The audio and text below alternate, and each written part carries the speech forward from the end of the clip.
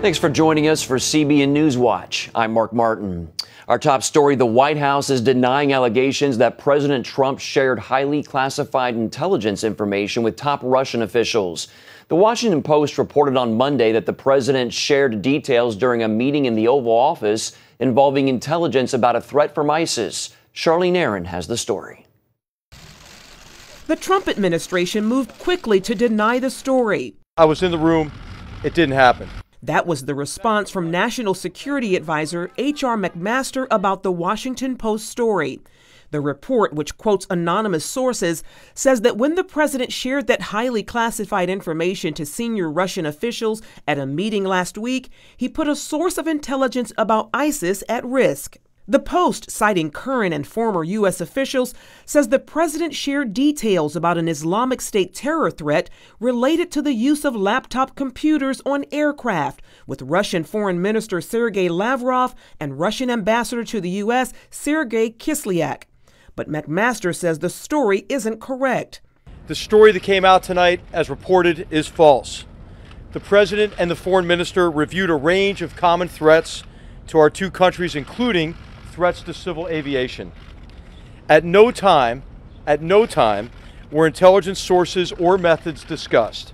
As president, Mr. Trump has the power to declassify information, so he wouldn't have broken any laws. But the leading Democrat on the House Intelligence Committee is looking into what exactly was shared in that meeting.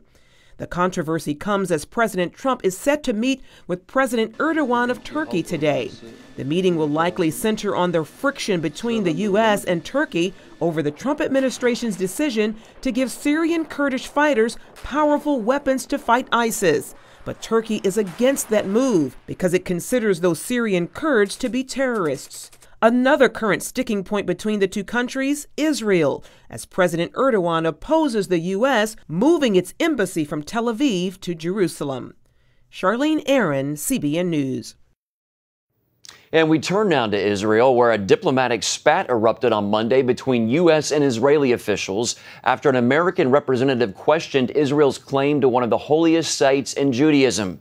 This comes just days before a planned visit by President Donald Trump. And joining me now to weigh in by phone from Jerusalem is our Middle East Bureau Chief, Chris Mitchell. Welcome, Chris. Welcome to you, Mark. Great to be with you. Can you give us a quick overview of what happened? Well, what happened is that the Israeli and the American teams right now, the advanced teams, are going over the details of the visit. Part of the idea is that actually for the first time any sitting U.S. president is planning to go to the wall. That's where President Trump plans to go, to the Western Wall. The Israeli team asked if Netanyahu could join them. They said it's a private visit, according to the American team. And then they asked the Israeli team, can a film crew accompany Trump? And that's when apparently one official said, what are you talking about? It's none of your business. It's not even party responsibility. It's not your territory. It's part of the West Bank.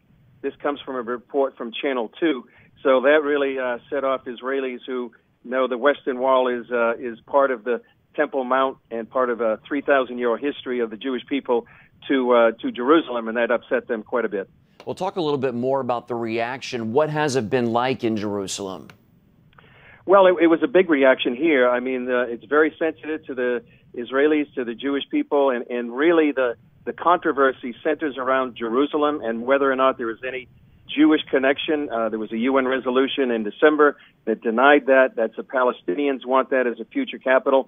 And I think the bigger picture, Mark, is the fact that a lot of Israelis are sensing that the Trump administration is getting closer to the Palestinian Authority and probably putting Jerusalem on the table, and that's a great concern to the Israelis and to the Prime Minister. Okay. Our Middle East Bureau Chief, Chris Mitchell, thank you so much for your time today. We appreciate it. Great to be with you. All right, Chris, thank you. In other news, who was behind the global ransomware attack? A South Korean cybersecurity expert says there is more circumstantial evidence that North Korea may be to blame. Simon Choi says that North Korea is experienced in the world of Bitcoin and as early as 2013 has been taking it through malicious computer programs. John Bambanek of Fidelis Cybersecurity told CBN News' Eric Rosales that there is a solid lead in the investigation. He said there is a link. We are really drilling down on what it means, but there is part of the code that is shared between WannaCry and a known DPRK hacking tool. Researchers say someone else could be using the code, and no one has officially been connected. On Monday, the U.S. accused Syria of executing thousands of imprisoned political opponents and burning their bodies in a crematorium to hide the evidence. The Trump administration says the regime has killed up to 50 people a day at the Sadanaya prison complex from the years 2011 to 2015. The State Department released a photo of the building that was made to support the crematorium. The Trump administration is also holding Russia and Iran accountable for support of the killings. Between 5,000 and 15,000 are estimated to have been political killings. Members of the African American clergy are slamming President Trump and on Monday gathered in Washington to give him a progress report. On the campaign trail, Trump famously posed the question to African American voters, "What do you have to lose?" These leaders say they have everything to lose and spoke about their concerns on a number of topics ranging from the economy and health care to criminal justice and race relations. They say African Americans are suffering considerably more now under Trump's leadership. They're hoping to meet with him to make their concerns known and say they're in the process of drafting a letter to send to his office. Coming up, the prescription drug that's supposed to give users an extra edge. Instead, it's sending them over the edge. Hear what's being done to stop Adderall abuse next. You may have heard of the medicine Adderall. It's a prescription drug used to treat attention deficit disorder. 14 million young people between the ages of 20 and 40 take it. Many think it's harmless, but that isn't always the case. Lori Johnson tells us about one young man whose Adderall addiction led to his suicide. Since childhood, Richard Fee lived a storybook life. Straight A's, star athlete, lots of friends. Then he started taking the prescription drug Adderall. It just changed his whole thought process. Over the course of 3 years, Richard's life spiraled out of control until his father found him hanging in his closet. Worst possible thing you could even imagine. I mean, here was this great kid that had everything going for him. Everything. Smart, good-looking kid, and the Adderall just destroyed him. Adderall is prescribed for people with attention deficit disorder, or ADD. Adderall works on the brain to help them focus better. But some people who do not have ADD believe Adderall makes them focus better too, so they take it to help them study. Richard had mentioned to me that he had gotten an Adderall from one of his friends at exam time. He's not alone. An estimated 1 in 5 college students use it, largely unaware of the physical danger and that it's a felony to use someone else's prescription. You hear in the library during exam week people asking each other, or I really need an Adderall pill. People do offer it to each other. It's not a big deal to people on campus. Soon, Richard wanted his own supply. If you go to a doctor and you just tell them you have the signs of ADD, that without any checking, they'll just give you a prescription. And that's basically what he did. Dr. Gretchen Lefevre-Watson, a clinical psychologist, researches the misuse of drugs like Adderall. She says it's easy to fake ADD. If you talk to most college students, they could probably tell you a doctor or 2 or 3 in town to go to and what to say and do in order to get a prescription. Adderall is a Class 2 narcotic, an amphetamine similar to cocaine. It can be very addictive. You can get a euphoric feeling with a crash afterwards. After college, Richard moved back home with his parents and convinced 2 separate doctors to each prescribe him Adderall. Yeah, Richard would be up for days, be up for 3 days in a row, walk in the house 3 o'clock, 4 o'clock, 5 o'clock in the morning, wide awake. And then he would crash for a couple days and sleep for a couple days. The Fees tried to get Richard's doctors to stop prescribing the drug. I said, you keep giving Adderall to my son, you're going to kill him.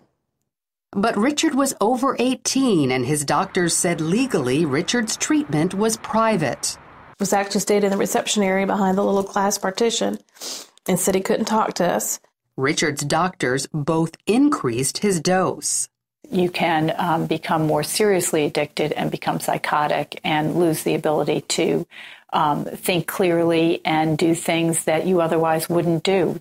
I'd seen him. He was on the computer, and he had just put little pieces of Scotch tape on his fingers because he didn't want the keyboard to be able to get his fingerprints.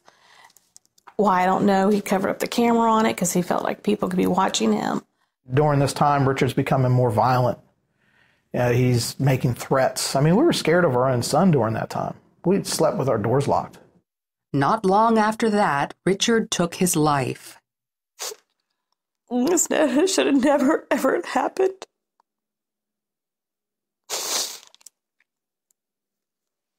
And it was Adderall. People familiar with Richard's story say it illustrates the need for stricter guidelines for diagnosing ADD and for trying non-pharmaceutical treatments before prescribing Adderall. There is now clear evidence that the medication should be, in most instances, the last line of defense and not the first line of defense. And what the research is clearly showing is that over the long term, the drugs are not as effective as the behavioral interventions. The fees want changes, requiring doctors to see what other prescriptions their patients are taking and requiring them to notify parents of adult children who are in danger. And there was information that they had in their file that if they had shared with us at that time, we'd like to think things would have been different. I mean, they noted in Richard's file that they thought he was suicidal. They say addicts should find a qualified professional to help wean them off it. You just don't cold turkey the stuff. You need to be taken off of it slowly. Although the fees can't get their son back, they hope telling his story will prevent others from losing their loved ones. Lori Johnson, CBN News. What about the possibility of Jerusalem being divided? How do you feel about that? Never, ever. It will never happen. Give them half. Who cares about a piece of ground as long as the blood stops? Up next, Scott Ross takes us to the streets of Tel Aviv and Jerusalem. Stay with us. We'll be right back.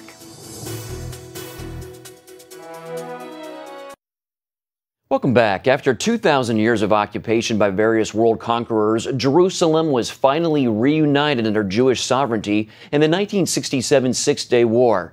But since then, that victory has turned much of the world against Israel and even divided Israelis. CBN's Scott Ross took to Israeli streets to find out what people there believe about the war and Jerusalem. I was in New York, yeah, and it was an extraordinary situation. All the troops were lined up, Nasser's troops. We thought we were losing Israel forever. We thought it was really a Goliath story. Nasser was ready to annihilate us. After just 3 days, Israeli forces routed the Jordanians, reuniting eastern and western Jerusalem, including the Old City and Temple Mount. What do you know about the Six-Day War historically? Obviously, it's hugely significant for all Jews. Yeah. Because it seems to be a seminal event. I remember it like it was yesterday. I was 20 years old. I remember well at that time. Were you? Were you in the military? Yeah. I was a young lieutenant in Golani Infantry Division in the north, in the Golan Heights. Really? Yeah. Did you fight in the war? Yeah. What's your memory of that? I was even hurt here. What's that from? A shell. A shell? Yeah. Yavor Paro, Gam Ze Navor. We overcame Pharaoh. We'll also overcame whatever this is next to us. Well, the 6 Days War is like it's almost like a myth, I think, in the Israeli society of today. Why? It was a sign of Israel's strength and ability to defend itself against all odds. It's sort of like Israel's military DNA is almost based on the 6 Days War. It's a very important war in the history of Israel. Do people your age appreciate that? I think so, yeah. We all know that it's one of the biggest moments in the history of the Jewish state. You might think such a victory after 2,000 years would leave no room for discussion. But the big win prompted demands that Israel turn over eastern Jerusalem to Palestinians, dividing the city as the potential capital of two states. I talked to Israelis and Jewish people in Tel Aviv and Jerusalem. What about the possibility of Jerusalem being divided? How do you feel about that? Never, ever. It will never happen. Because, you know, now after so many years, finally we realize the plan of God. You believe in God? Oh, yes. And the plan is to put us in Jerusalem, the Jews, to bring us back to Jerusalem, so we can protect what is so precious to the human race. Give them half. Really? Just give them half, yeah. You drive I think in Tel Aviv you'll find more left-wing people that say, who cares about a piece of ground as long as the blood stops? It's a shame. Any Israeli is saying such a thing, it must be a shame. Jerusalem is city of David. It's the most important place on earth for the Israelis, for the Jewish. We got it thousands of years ago from God, and it's our only place on earth. I think we have kind of mixed feelings, because from one side of the story, of course, we're happy that we got Jerusalem, all of Jerusalem, and that people are permitted to go to both parts.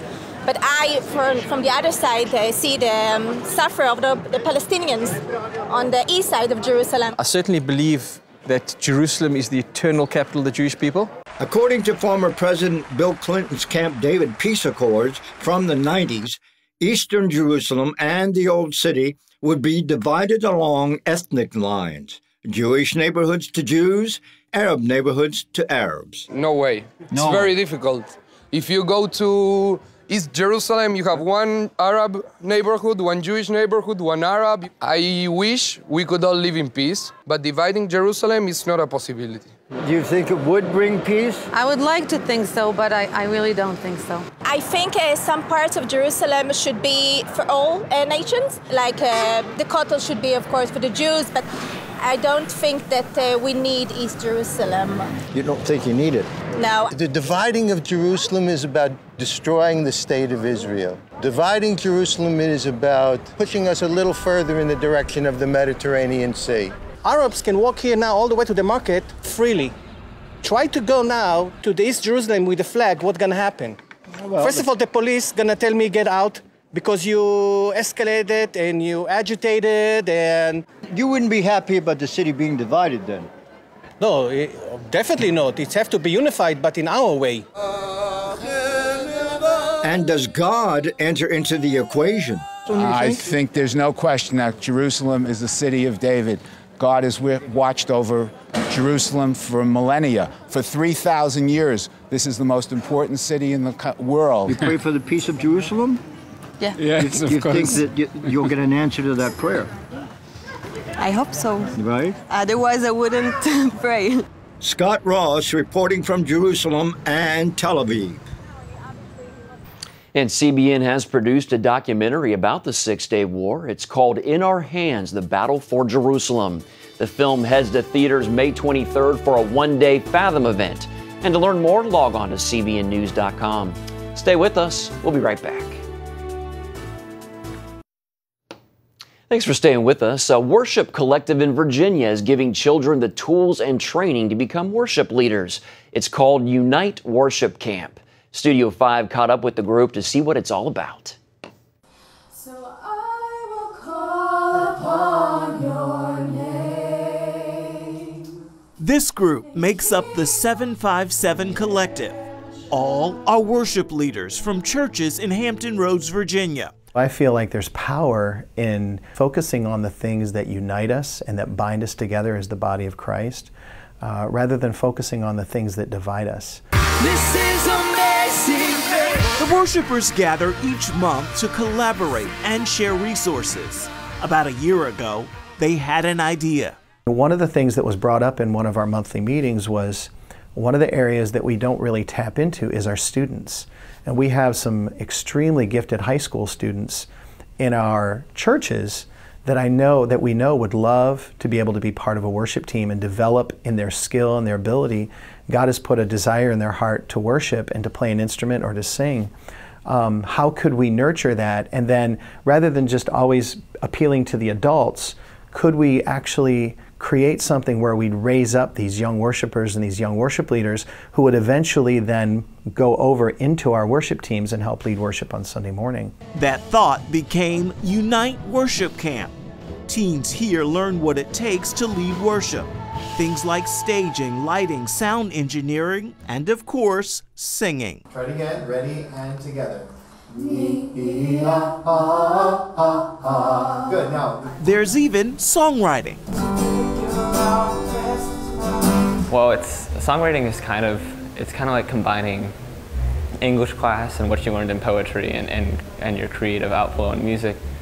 And when I started writing songs a couple years ago, I would try and kind of force the lyrics into the music, but what we learned here is kind of how to make them flow together better and write at the same time.